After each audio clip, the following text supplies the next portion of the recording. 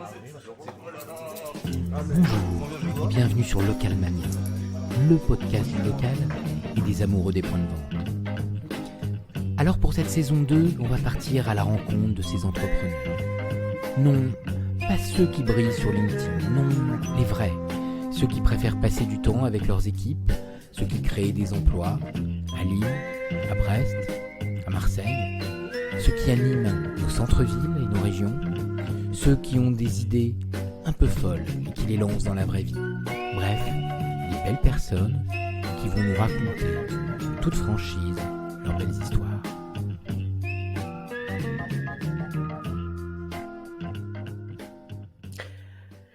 Bonjour et bienvenue pour cette saison 2 de Local Mania. Je suis Romain Achard, cofondateur de The Ramp, la plateforme publicitaire qui permet de digitaliser la communication locale des réseaux d'enseignes. Alors pour ce premier épisode, j'ai l'immense honneur et plaisir d'accueillir Thierry Veil, l'emblématique patron de la chaîne de restaurants Begelstein. Bonjour Thierry. Bonjour à tous. Alors à mon époque, il y avait les blagues Carambar, et maintenant il y a les blagues Begelstein. Alors qu'on aime ou qu'on n'aime pas, la question ne se pose pas. Force est de constater que Begelstein, c'est une vraie réussite à la française. Alors, on va tout de suite se mettre à table avec Thierry.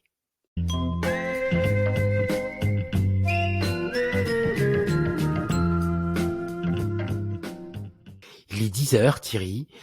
Est-ce qu'on se prend un café pour se réveiller ou on se prend un Noussé chaud Oreo pour se réchauffer ? Alors, tu prends quoi ? L'un n'empêche pas l'autre déjà. Et c'est vrai que on est une marque qui essayons de gagner un maximum de parts de marché. Et le boom du café en France depuis l'arrivée de Starbucks a changé pas mal de choses, entre le petit café d'Uzan qui était bien sympathique et des chaînes industrielles qui font semblant d'être sympas avec leurs clients. Mais je peux pas dire de non. Il y a un monde entre les deux et ça peut être sympa de travailler là-dedans. Alors avant que tu nous dévoiles toute la réussite de Begelstein, j'aimerais bien que tu nous racontes un peu ton parcours, parce que à l'origine de Begelstein, c'est une histoire familiale, une histoire entre le foot et le food. Enfin, il y a plein de choses que tu vas nous raconter, et pour mieux comprendre l'histoire et l'historique de cette enseigne. En fait, j'ai un parcours qui est dicté par une seule chose, c'est la seule obligation qu'on a sur cette planète, c'est de réaliser nos rêves. La difficulté, c'est de les déterminer, ces rêves. J'ai eu plusieurs rêves. J'ai eu un premier rêve anti-glamour et anti-sexy qui était de travailler dans l'audit financier. Ah oui, c'est très sexy l'audit. Et donc, mais j'ai adoré être dans une entreprise différente toutes les semaines, comprendre comment ça marche, etc. J'ai travaillé dans le monde entier dans un gros cabinet anglo-saxon. C'était très chouette. J'ai fait ça 10 ans et puis j'ai réalisé un autre rêve qui était de travailler dans le foot. Et je suis revenu de San Francisco à Strasbourg pour diriger le Racing Club de Strasbourg, qui est mon club de jeunesse, de cœur. Et je travaillais, le matin, je me pinçais, je travaillais avec les mecs que j'avais en poster dans ma chambre quelques années avant. C'était ouf. Ah, moi, je suis génération Gilbert Grèce, alors. Monsieur a des lettres. Et en fait, ça m'a quand même recadré parce que ça m'a rappelé d'apprendre qu'il y a quelques rêves qui feraient mieux de rester des rêves et que certaines réalités sont moins belles. Le monde du foot n'était pas forcément compatible avec ma vision de l'orthodoxie de la vie. Et donc, j'ai décidé de me trouver un autre rêve et ça a été l'entrepreneuriat. Ok. Et cet entrepreneuriat, je l'ai travaillé avec le mari de ma sœur, mon beau-frère, qui est devenu plus que ça, puisque c'est devenu mon associé, mon ami et ma main droite. Et du coup, on a monté un premier projet à Strasbourg autour du sushi, alors que les gens ne savaient même pas ce que ça voulait dire. C'est bien avant, c'est de la déferlante. Et faire manger au pays de la choucroute et des jarrets de porc braisé, des poissons crus, qui de surcroît tournent sur un tapis roulant parce qu'on a poussé, c'était déjà délirant. Et on a travaillé là-dessus et on n'avait pas de paradigme, on n'avait pas d'œillère, donc on a travaillé avec ce qui nous faisait kiffer. Et par exemple, les desserts, encore aujourd'hui, je comprends pas qu'on puisse manger des desserts à base de pâtes de haricots rouges. Et donc, sur notre tapis roulant, il y avait des sushis au saumon, des yakitori poulet, et puis des desserts qu'on faisait qui étaient des millefeuilles au praliné, des macarons framboise basilic, et puis va que je te mette du poulet sauté au caramélisé au coca, des Saint-Jacques sautés au popcorn, ça partait dans tous les sens. ça a cartonné. On a voulu le dupliquer, en faire d'autres. Et puis on s'est heurté à des problèmes de dépendance vis-à-vis des chefs et de savoir-faire. Et on a décidé de lancer un nouveau concept où on aurait toute la connaissance et le savoir-faire centralisé et tout serait éclaté et décentralisé. Et c'est comme ça qu'est né Begelstein. Ouais, juste, j'aimerais bien revenir sur cette histoire de sushi, parce que souvent, quand on parle franchise, les gens se disent, bah voilà, mon concept marche, maintenant je vais le déployer, je vais le décliner. Et la réalité, elle est un petit peu différente, parce que là, le restaurant de sushi, il fonctionnait très bien, mais la capacité à le déployer et à le déployer sur un ensemble de villes, et ben là, c'était beaucoup plus complexe. Donc j'aimerais bien que tu reviennes sur cette partie-là, qui est d'après moi assez intéressante pour toutes les personnes qui s'intéressent à la franchise. Et c'est le cas. Et il y a eu deux problèmes, c'est juste pour aller dans ce sens-là. Il y a eu deux problèmes qui nous ont empêchés de le scalabiliser. Le premier, c'est que quand on est dans le sushi, on a un chef sushi qui a mes couilles dans la main droite et un couteau qui tranche dans la main gauche, et que c'est pas la situation la plus confortable, puisque je dépends entièrement de lui. Le deuxième, c'est qu'on avait un tapis roulant et on a eu un gros problème de contrôle interne. Quand vous avez un restaurant que vous achetez pour 1 kilo de viande pour l'entrecôte et que vous débitez des entrecôtes de 100 grammes, vous en avez vendu 4 dans la journée, vous savez qu'il vous reste 600 grammes. Nous, on rentrait 100 kilos de saumon et on sortait des assiettes bleues, des assiettes rouges et des assiettes jaunes sur lesquelles il y avait alternativement des sushis au saumon, des yakitori poulet, du riz nature, etc. Et donc, il n'y avait pas de traçabilité. Et le fait de faire ça à distance, de dépendre des chefs et de ne pas avoir de traçabilité a fait qu'on a renoncé à dupliquer ce projet. Ouais. Juste du coup, on part sushi Japon, hop, on prend l'avion, on se retrouve côté New York avec des bagels. Et c'est vrai que c'est un peu la même chose, c'est-à-dire que à l'époque, on connaissait pas les sushis, tu lances un restaurant de sushi, personne ne connaissait les bagels en France, et toi tu lances un restaurant de bagels. Donc c'est encore un peu cette histoire de voyage. Raconte-nous un peu tout ça. Alors, les premières personnes à qui on en parlait nous disaient, mais c'est quoi les bagels? Et c'est vrai que même le prononcer, c'est un effort. Non, il y avait rien, il n'y avait pas de marché. Et pourtant, ça faisait 20 ans que tous nos potes qui allaient à New York revenaient en disant, mais c'est un truc de dingue, je vais monter un truc de bagel, ça va cartonner. Et personne l'a jamais fait. Et ben, nous, si. Alors, c'est vrai que moi j'ai toujours et il se trouve que mon histoire est, tu le sais Thierry, j'ai habité quelques années à San Francisco et j'avais le même souci, c'est-à-dire que quand j'arrivais en France, je n'arrivais pas à manger du bagel. Et des fois, en effet, il y avait du bagel, on peut en trouver des fois en industriel, mais ça n'a jamais le même goût que celui que j'avais à San Francisco ou à New York. Et donc comment tu as fait en fait? Et c'est vrai qu'au départ, ça a été compliqué. Avec Gilles, mon associé, on savait ce qu'on voulait. On a embauché un boulanger qui connaissait pas et avec lequel on a travaillé. Et puis, le résultat était bien à 90%, mais il manquait quelque chose. Et je suis parti avec mes bagels insatisfaisants à New York et je suis allé frapper à la porte des faiseurs en leur disant je serai jamais votre concurrent, j'habite à 8000 km de chez vous, aidez-moi, il me manque quelque chose. Et je me suis pris râteau sur râteau, pire qu'avec les gonzesses quand j'avais 13 ans. Ah ouais, ils m'ont tous envoyé chier, sauf un mec à Brooklyn qui me dit attends, les bagels c'est toute ma vie, c'est hors de question que quelqu'un les fasse mal, même à l'autre bout du monde, mais c'est tablier. Et je suis resté quelques semaines avec lui et il m'a appris à corriger les erreurs qu'on faisait en termes de gestion de l'humidité, de gestion du froid, de la cuisson. Et on est revenu avec le savoir-faire. Ce qui est drôle, c'est que la recette avec laquelle je suis revenu, qui était la bonne recette et la vraie recette des bagels avec les vrais savoir-faire, les petits trucs, elle convenait pas au marché français. Parce que nos études de marché ont montré que le français n'était pas prêt à manger ça. Le bagel américain, il est très dense, très lourd. Il se mange quasiment pas cru. Il faut vraiment qu'il soit toasté. Et le palais français à l'époque, mais européen d'une manière générale, est plus habitué à de la légèreté. Et donc, une fois qu'on avait la bonne recette, on a dû la modifier pour l'adapter au marché. Bon, écoute, ça nous a bien mis en bouche. Du coup, on va passer derrière les fourneaux.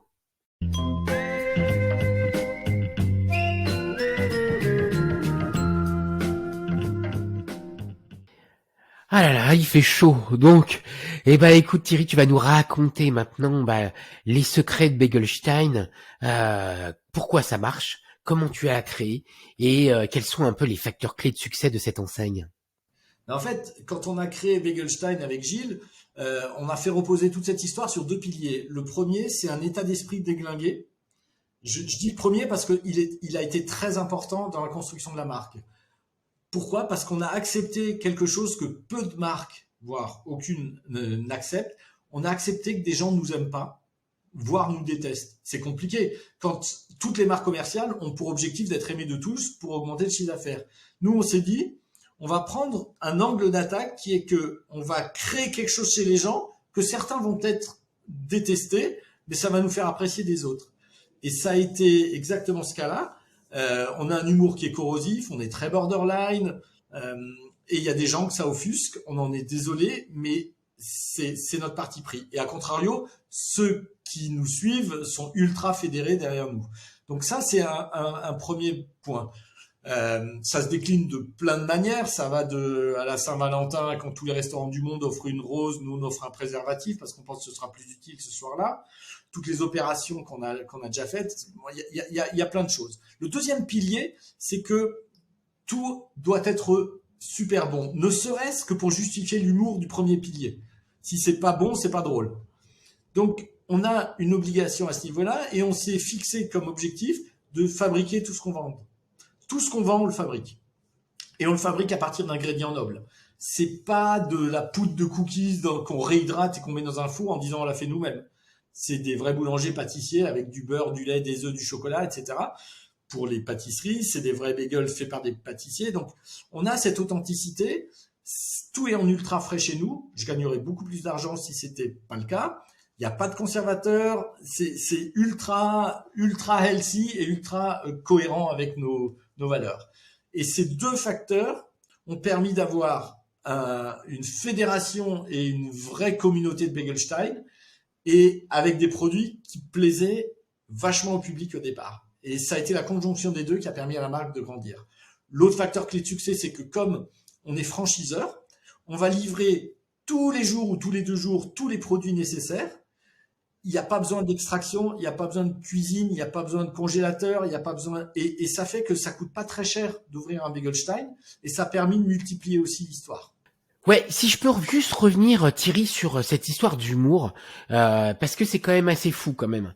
Parce que l'humour, on va la retrouver à tous les étages, c'est-à-dire de la vitrine, on rentre le menu, on rentre le bagel, encore sur les murs du restaurant. Enfin, c'est juste incroyable. C'est-à-dire que des fois, il y a des marques qui parlent, qui ont un ton un peu humoristique, mais là, c'est tellement ancré dans l'ADN. J'aimerais bien que tu reviennes là-dessus, en fait. Mais ça va même au-delà de tout ce qu'on pense. C'est-à-dire que quand on fait visiter notre centre de production, qui est notre grosse boulangerie, aux gens, ils voient nos sacs de farine et ils se disent, mais vous êtes des malades mentaux, les gars. Sur nos sacs de farine, on achète ça à un moulin, c'est notre farine avec nos critères. Il y a le logo Begelstein avec une blague. Mais personne ne voit ça, à part le boulanger. Mais il y a, et c'est marqué, on fait notre blé avec une farine de qualité. Énorme, ah ouais. Voilà, mais elle sert à rien cette blague, mais elle est indispensable. Bon, je pense qu'on a bien compris l'humour. Maintenant, pour moi, évidemment, un facteur clé de succès, c'est cette capacité à déployer et donc de produire et de livrer directement les restaurants. Alors, comme ça, je me dis, c'est génial, mais voilà, j'ai un restaurant 2, 3, 4 à Strasbourg, il n'y a pas de souci. Mais en gros, si je veux ouvrir à Poitiers, comment ça se passe ? Ça a été un gros problème au départ. Au début, on avait une boulangerie à Strasbourg, c'est là où tout commençait. Puis on en a ouvert une à Lyon et une à Paris. Et on s'est dit, on avait un gros contrat à Nice. Comment on va faire à Nice ? Nice, ça coûte 800 € de transport pour livrer pour 400 € de marchandises avec mon camion. J'ai 11 heures aller-retour, je dois avoir 2 chauffeurs pour 11 heures, il revient à vide, c'est n'importe quoi. Jusqu'au moment où on a atteint une taille critique et il y a des transporteurs qui disent, je viens à Paris chercher la palette, je l'amène dans mon entrepôt où il y a 70 camions qui partent dans toutes les villes de France et je te mets ta marchandise dans le camion avec Monoprix, Burger King et McDo. et ça nous a permis de réduire totalement et de bénéficier d'une force de frappe monumentale en termes de logistique. On sous-traite maintenant la logistique. D'accord, ok. Donc je peux ouvrir à Poitiers, je peux ouvrir à Brest, je peux ouvrir à Clermont-Ferrand, mais je peux aussi ouvrir à Milan, je peux ouvrir à Genève, je peux ouvrir à Bruxelles. On est dans toutes ces villes. Ouais, juste Thierry, est-ce que tu peux nous rappeler le nombre de restaurants à la fois en France et à l'étranger? Ouais, il y a 92 restaurants, dont 15 à l'international. Donc on est encore majoritairement en France. Mais la marque se développe petit à petit et c'est très drôle parce que quand elle a commencé à grandir, on a commencé à avoir aussi des demandes très exotiques. Il y avait l'Inde par exemple qui nous faisait un gros chèque pour ouvrir 200 restaurants en Inde. Et moi j'étais super fier quand je suis arrivé ça. Ma femme adore les nano fromages. Je lui ai dit je t'en ramènerai chaque fois.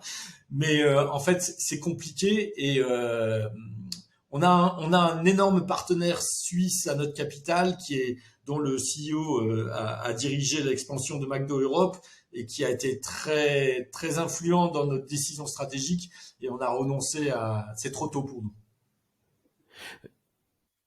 Ouais, alors moi j'ai une question qui me taraude, hein. Je me pose cette question-là. Thierry, c'est aujourd'hui tu lances dans un autre pays, comment ça se passe pour les blagues? Au début, on a ouvert en Allemagne. J'étais tellement content d'ouvrir dans une autre langue. Et on a tout fait traduire. Et on a traduit et mis sur les murs. Sauf qu'il y a eu il y a eu des grincements parce que la vie est trop courte pour apprendre l'allemand, bof. Et quand j'écoute du Wagner, ça me donne envie d'envahir la Pologne. Ça les fait pas hyper rire. Donc maintenant, on travaille avec des agences locales. On traduit environ 60% et on adapte à 30% notre humour là-bas. Alors oui, tu disais que les espaces étaient petits, qu'il n'y avait pas besoin d'extraction, mais juste concrètement, un restaurant Begelstein, ça mesure combien? En moyenne, ça fait 39 mètres carrés. Ah oui, c'est très petit. Ah oui. C'est-à-dire que mon problème, c'est où je mets le balai. C'est vraiment ça. Mais j'ai pas besoin d'extraction, j'ai pas besoin de bac à graisse qui est obligatoire dans la restauration puisque j'ai pas de cuisson. J'ai parfois des beaux commerciaux où il n'y a pas le droit à la restauration dans le local, mais moi je fais du négoce alimentaire puisque je transforme rien. Donc ça va assez loin dans la réflexion et la flexibilité pour s'installer dans des petits endroits stratégiques. Alors derrière chaque belle aventure, il y a toujours des réussites et des déconfitures.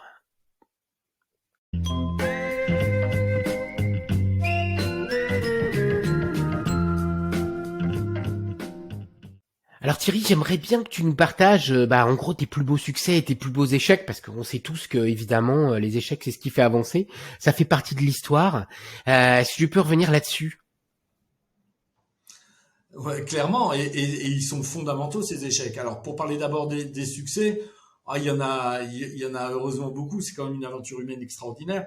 Je dirais que le fait de voir la marque qu'on a créée Gilles et moi se faire plébisciter pour ouvrir. Aujourd'hui, c'est en Angleterre, à Dubaï, au Maroc. On travaille sur l'Espagne. On vient de signer l'Italie.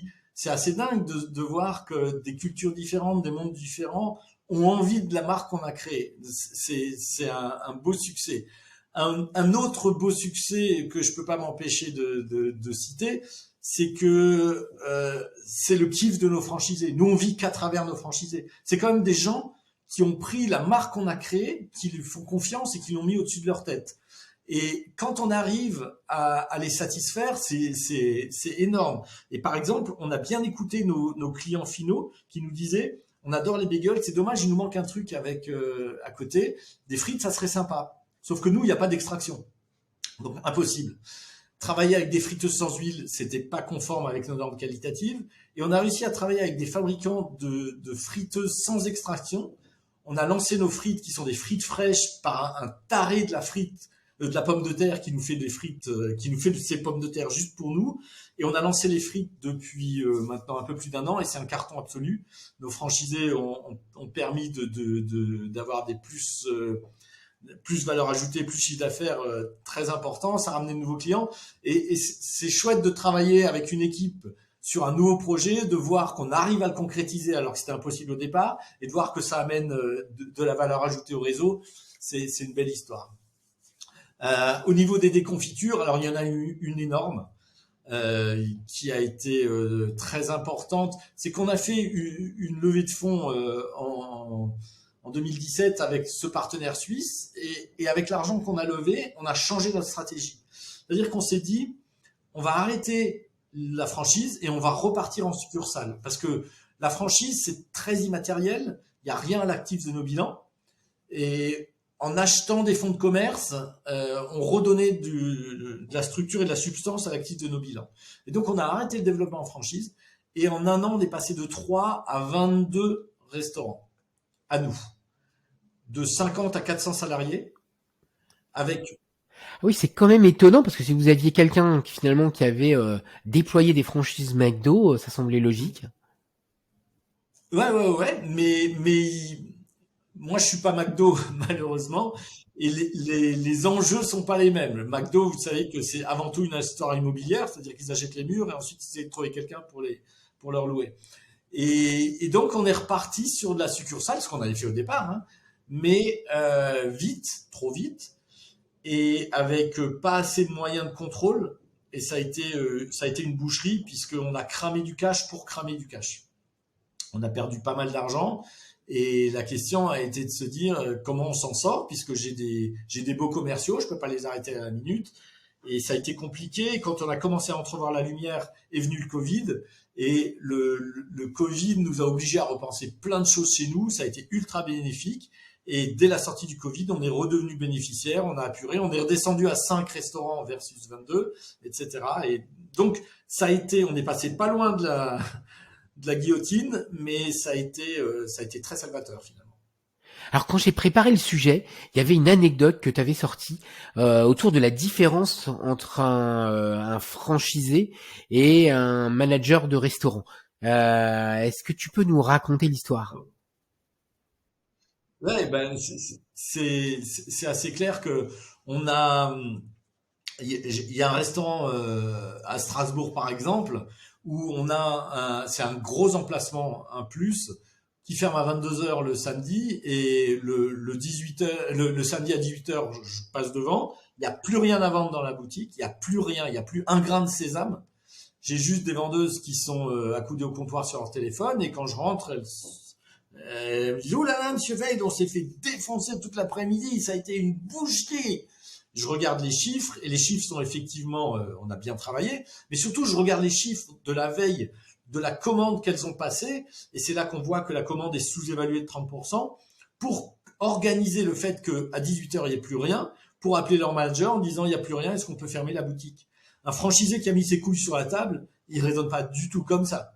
Et c'est la différence entre un management et un franchisé. Bon, et ben maintenant ça chauffe et on va repartir tout feu tout flamme.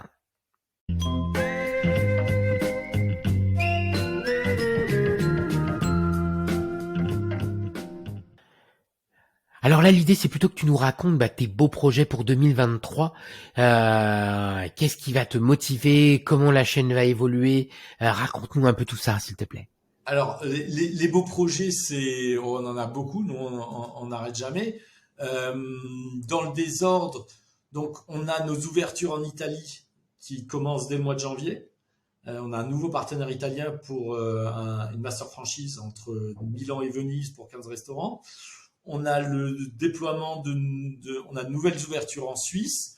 On a la signature de nouveaux pays. Ça devrait être UK et probablement Maroc. On a le déploiement en France. On est sur 25 ouvertures en France en 2023.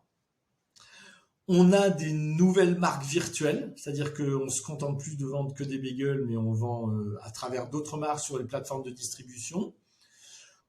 On a le déploiement de nos gammes. Donc, on a une équipe R&D qui redynamise en permanence. Donc là, c'est encore secret, mais on est sur des nouvelles gammes de produits qui permettent de satisfaire la demande.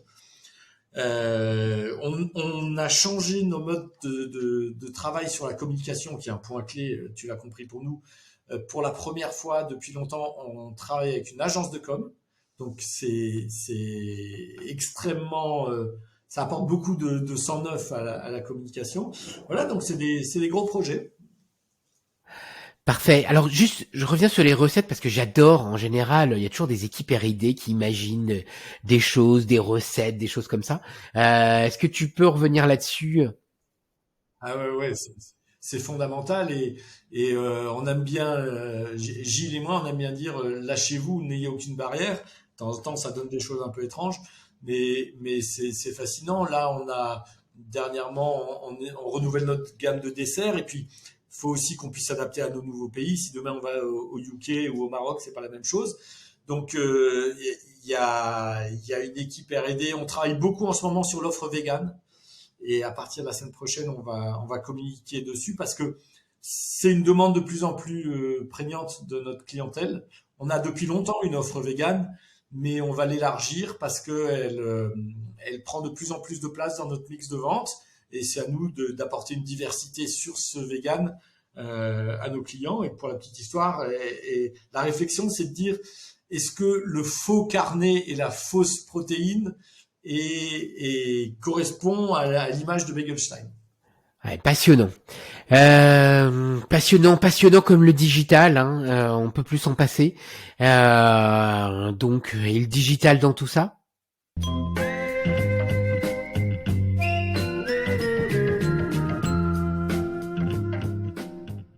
Alors, j'imagine que le digital a pris une importance assez importante chez vous. Déjà, il y a des plateformes, il y a énormément de plateformes qui se sont lancées, que ce soit des Uber Eats, des Deliveroo, des Just Eat. Ça doit changer les choses. Et puis aussi, aujourd'hui, en termes de stock, de gestion, peut-être au niveau du CRM et tout ça, j'aimerais bien que tu nous en dises un peu plus sur aujourd'hui l'importance du digital. C'est assez marrant parce que je suis le parrain et membre du Genius Board d'un salon qui s'appelle Food Hotel Tech, qui est né il y a 4 ans et on se demandait tous à ce moment-là, mais ok, la tech, mais avec la bouffe, c'est juste deux univers différents.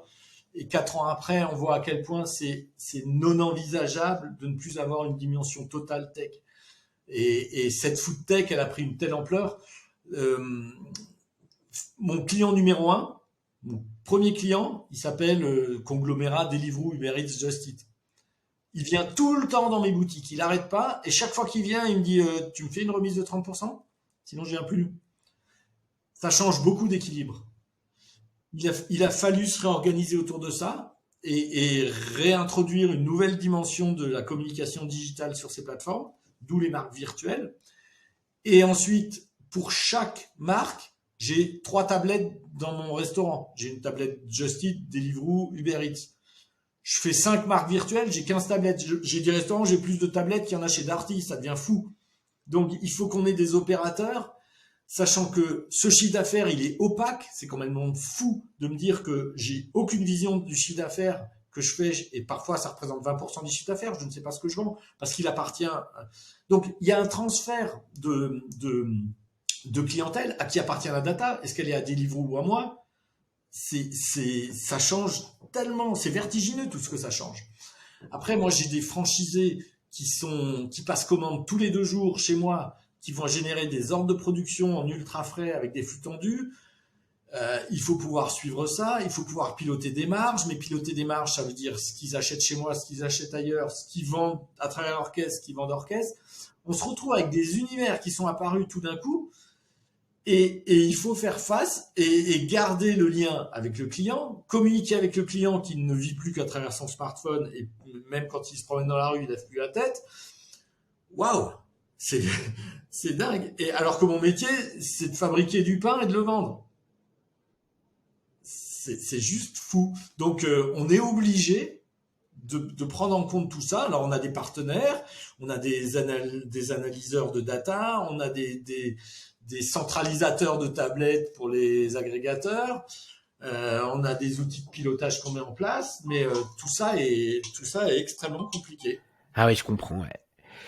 Bon, écoute, ça m'a fait très plaisir d'échanger avec toi. J'avais une dernière question. C'est une question très humaine parce qu'on sait que la franchise, c'est de l'humain avant tout. Aujourd'hui, voilà, je t'ai écouté, je me dis, en fait, j'ai raté ma vie, je veux lancer une franchise Begelstein. Comment ça se passe? Alors, quand les C'est marrant. Il y a une blague de Patrick Timsit qui reflétait notre état d'esprit au départ, qui était c'est quoi ton style de fille? Et il répondait c'est celle qu'ils veulent. Au début de Begelstein, c'était la même chose. Ceux qui voulaient signer un contrat, on était comme des oufs. Aujourd'hui, c'est tout le contraire. Comme je disais, ma marque, c'est ce que j'ai de plus important, et Gilles, c'est la même chose. Et on va la confier à quelqu'un qu'on ne connaît pas. Donc, la première chose, c'est son niveau d'engagement et sa vraie motivation. Quand les gens viennent au salon de la franchise nous voir en disant ah, je viens de Clermont-Ferrand, je vais absolument ouvrir une boutique Begelstein là-bas, expliquez-moi tout, je suis venu juste pour vous voir. Alors, on leur dit tu vas repartir à l'hôtel et puis tu vas venir demain matin à 4h30 à notre centre de production pour voir comment on fonctionne. Et puis, si ça t'intéresse, on continuera. Il n'y a pas de métro à 4h30 et c'est au fin fond de Pantin. Fais attention quand tu marches dans la rue. Et ben, ceux qui viennent, c'est qu'ils veulent venir. Donc, cet axe de motivation, c'est le premier point. Le deuxième point, c'est l'adhésion aux valeurs de la marque et à cet aspect non conventionnel et borderline. Si c'est pour entendre dire ah oui, mais moi dans ma ville, tes blagues, elles font pas rire, va ouvrir un Subway. Ok, bah écoute, merci. Merci beaucoup Thierry pour ta gentillesse. Merci beaucoup pour avoir pris le temps de partager toutes ces belles anecdotes sur Begelstein. Et puis je te souhaite plein de bonnes choses pour 2023, plein de bonnes choses pour 2024, pour 2025, pour 2026. Voilà, et j'espère à très vite. Merci pour la pertinence des questions. Merci pour le moment très agréable. Bon retour à ta voix et à très bientôt. Alors si vous avez aimé ce podcast, n'hésitez pas à soit le liker sur YouTube, soit à mettre un 5 sur vos plateformes de podcast préférées. Et n'hésitez pas, vous allez sur Localmania et ça aide toujours à faire découvrir toutes ces belles interviews qu'on enregistre ensemble autour des plus belles réseaux, des plus beaux réseaux de franchise. J'espère à très vite sur Localmania.